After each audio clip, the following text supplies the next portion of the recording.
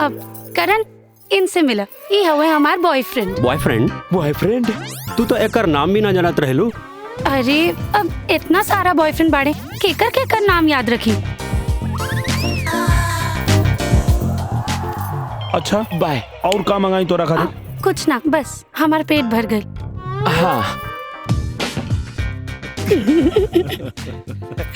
ओकर चेहरा देखे लायक रहे। तू एकदम पागल हो।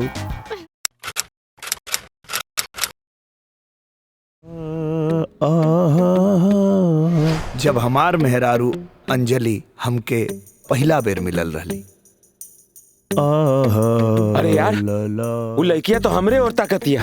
हाँ साले, सब लड़किया तोरे के ताके ली सा। अब कब की तोरा के देख के मुस्कुराती है। हाँ हाँ, मुस्कुरातिया। अच्छा, अब कबे की तोरा लगे चल के आवतिया। हाँ हाँ आवतिया। तब तोरा से आके बतेबो करी। हाय करण।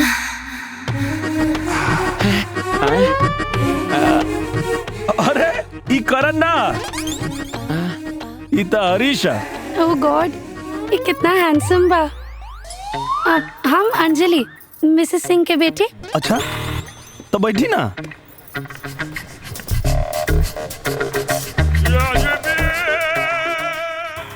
रउआ कब आईनी? हाँ हमके लिए तो 28 साल हो गए।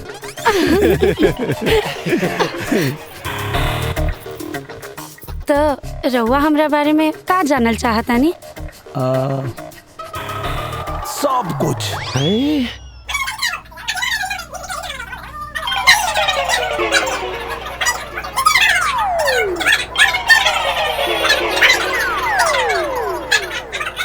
अंजलि, हम हैं करण सिंह राजपूत, दीनानाथ जी के लड़का। तो रउआ के बानी? आप हैं मशहूर गायक निरहुआ। हमार नाम दिनेश लाल यादव है। रउआ हमके बतौनी ना? तू पूछबे ना कैलो। माफ करी, हम आज तक राउर कौनो गाना ना सुननी। कौनो बात ना, अब सुना दे। अच्छा वो सब छोड़ी, ई कैसन बा?